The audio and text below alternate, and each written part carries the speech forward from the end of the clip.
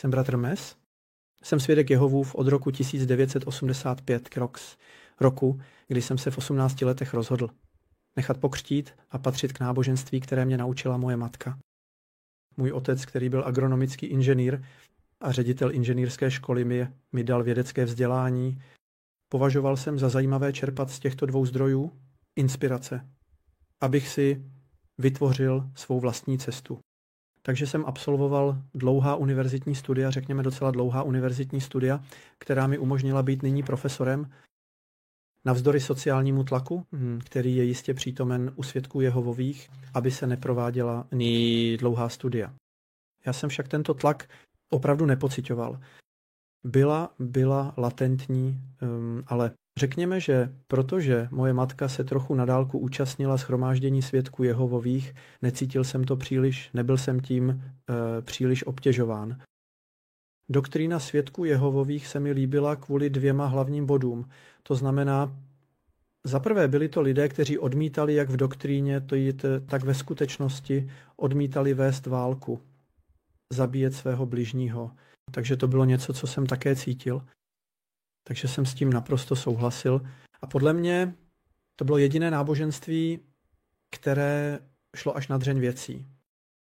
A na druhé straně to bylo jediné náboženství, které pro mě identifikovalo pravého Boha jako Jehovu, jehož jméno se objevuje v hebrejské Bibli.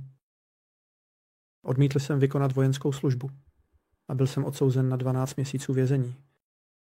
Tato událost je velmi důležitá, protože na jedné straně jsem na ní hrdý, na druhé straně jsem se v této situaci neřídil pouze svým náboženstvím, udělal jsem informované rozhodnutí, své vlastní rozhodnutí, například tím, že jsem si přečetl Národní kodex vojenské služby a moje stanovisko bylo pevné, osobní a během svého života jsem se tohoto stanoviska nevzdal. Je to zákon, který je snadné pochopit skutečnost, že nechceme zabíjet svého bližního. A tak, když vedeme válku, nevyhnutelně hrozí, že zabijeme jiné lidi. Je to zákon, který cítím uvnitř sebe. Říkáme tomu přirozený zákon. A je to velmi důležitá epizoda mého života, která měla velký vliv na mé stanovisko během krize COVID. Dokud byl můj život v souladu s předpisy tohoto náboženství, dá se říci, že můj život byl příjemný. Podařilo se mi najít věrného partnera, měl jsem 2 děti, které se sami mohly rozvíjet ve svém osobním a rodinném životě. Moje matka prožila rok 1975 jako svědek Jehovův. Mohla mi vyprávět, co se stalo, a s časem se pro mě proroctví o konci světa stala jakousi kulisou, která neměla žádné skutečné naplnění. Ve 22 letech jsem se stal asistentem, ve 30 starším, a měl jsem pocit, že svědkové Jehovovi potřebují starší, kteří jsou schopni přemýšlet sami za sebe a uvažovat na základě biblických principů. Bohužel jsem jich potkal jen málo a postupně jsem viděl, jak ústřední sbor dává přednost starším, treč robotům, kteří jsou především schopni poslouchat. Od roku 2010 už starší nebyli schopni sami rozhodovat. Například bylo nutné napsat pobočce, abychom zjistili, zda máme právo používat software, zda máme právo provést převod, zda máme právo vyměnit žárovku v místnosti království a tak dále. Při každé návštěvě okresního dozorce byl úvodní proslov na první části setkání starších. Zajímavou studií biblických principů, které byly obecně založeny na Ježíšových slovech. Ale druhá část připomínala farizejskou aplikaci zákona, kde každý starší úplně zapomněl na Ježíšův příklad. Dobře si pamatuji na své poslední setkání starších v září 2022 s okresním dozorcem. Ten v první části uvedl princip. Řekl jsem si, skvělé, řekl, pravidla jdou proti jednotě. Takže přestaňte dělat pravidla, že tak. Inspirujte se Ježíšem a jeho příkladem. Velmi dobře. Přichází druhá část, tedy druhá část setkání s okresním dozorcem. To jsou starší, kteří si vyměňují názory a snaží se dobře řídit tedy svou shromáždění svědků Jehovových. Dodržoval naprosto hloupé pravidlo, které bránilo svědkům Jehovovým kázat, tedy plnit jejich poslání, kázat dobrou zprávu na určitém území. Starší napsali pobočce, která řekla ne, tak prostě, aniž by příliš věděli, protože samozřejmě nejsou na místě. A vzpomínám si, že jsem mu udělal tuto poznámku. Vidíš, před chvílí si nám říkal, abychom nedělali pravidla, která jdou proti křesťanským principům. A teď uplatňuješ hloupé pravidlo, které nám dokonce brání plnit naše poslání jako svědkové Jehovovi. Slyšeli jsme kolem sebe svědky, kteří jako refrén stále říkali, naštěstí, konec je blízko. Ale v hloubi duše jsme věděli, že konec je pro každého z nás. Konec našeho vlastního života, když zemřeme.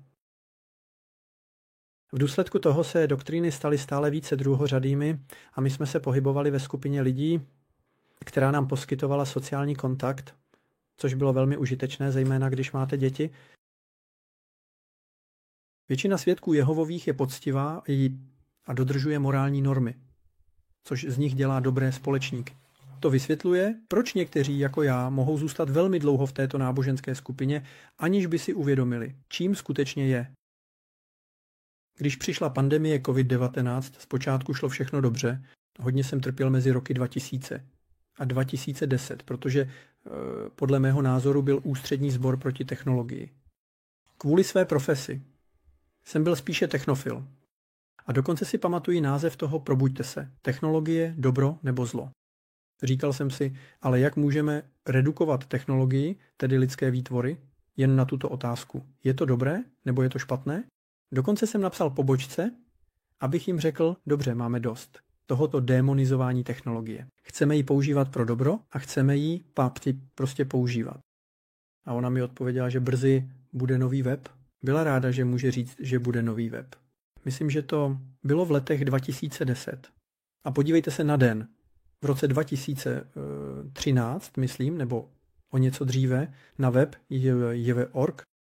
Takže v roce 2020, když média a politici začali mluvit o vakcíně, já jsem se příliš neznepokojoval. Řekl jsem si, ne, nebudou to vnucovat všem to všechno. A my v naší víře také ne příliš. Musím říct, že pocházím z rodiny, která se neočkuje od dob mého dědečka. Když můj dědeček nechal očkovat mou matku proti neštovicím, onemocněla a měla následky po celý život. Takže můj dědeček, který byl pragmatický a inteligentní, hned pochopil, že by se nemělo pokračovat, i když stát nařizoval povinné očkování. Pro něj to bylo ne. Moji rodiče mě nenechali očkovat. A já jsem pochopil proč. Můj otec, velmi vědecky založený, mi vysvětlil, že nejdůležitější je stav jedince. A že se nemusíme znečišťovat, abychom bojovali proti vnějším útokům. Mohl jsem si to ověřit, protože jsem měl tendenci být méně nemocný než moji spolužáci. Takže pro mě bylo očkování. Samozřejmě ne. Udělala jsem si nějaký výzkum o mRNA vakcíně, kterou laboratoře měly nabízet. Přečetla jsem si mimo jiné vysvětlení doktora Christiana Vélota, který byl výzkumníkem CNRS a který od začátku varoval před katastrofami, které by mohly nastat.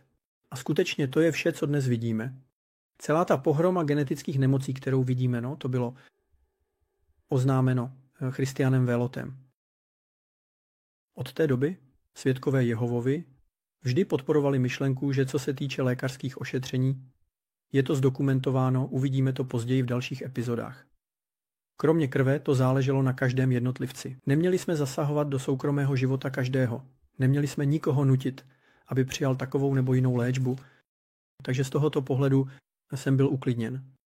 Ale na konci roku 2020 se začal ozývat šum s komunikací od ústředního sboru, která byla rozeslána všem shromážděním po celém světě a která upřesňovala, že v takové mRNA vakcíně není žádná krev. Řekl jsem si, to je ale zvláštní. Říkají jen tohle. No ano, říkají jen tohle. A měl jsem špatný pocit. Proč nám říkají? Jenže tam není krev? Neříkají nám, vezměte si to nebo si to neberte. A tam začínalo to hned od začátku ústřední kolegium, které nás nutilo přijímat rozhodnutí oklikou, že řekněme bez rizika, bez skutečného odhodlání.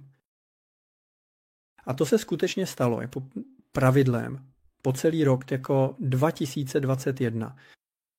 Tehdy začaly problémy. Tady se zastavím s touto úvodní částí této série. Podávám žalobu proti svědkům Jehovovým. Chápete, proč podávám žalobu a upřesním to v příští epizodě. Zde jsou různé body, které hodlám rozvinout v příštích epizodách, jak bylo pošlapáno právo na námitku svědomí. Jak se postupně stalo vynucování souhlasu normou u svědků Jehovových. Jak se ústřední kolegium dokonce stalo vinným z diskriminace. To je ten bod, který mi umožňuje podat žalobu proti svědkům Jehovovým. A v jiné oblasti, vidíte zde, dělám video s odkrytým obličejem. No, možná jste překvapeni, protože není mnoho svědků Jehovových, kteří dělají videa s odkrytým obličejem, protože se bojí. Mají strach. Mají strach, že budou vyloučeni. Mají strach, že budou označeni za odpadlíky. No, zmíním. Jak lze tento strach odstranit? Mně tento strach úplně zmizel. Dělám to takhle, protože si myslím, že je nutné vám poskytnout tyto informace a doufám, že budou užitečné, že to mnoha svědkům Jehovovým, ba dokonce i dalším lidem. A také uvidíme, jak svolat členy ústředního sboru k náboženskému disciplinárnímu výboru, i když to vypadá trochu utopicky. Ale já bych to chtěl udělat s dalšími lidmi. Jak podat žalobu? Jak to dělám já? Ale ve všech zemích jsou svědkové Jehovovi, kteří zažili to, co jsem zažil já. A jak podat společnou stížnost ve Spojených státech na vedoucí orgán. Takže pokračování v příští epizodě.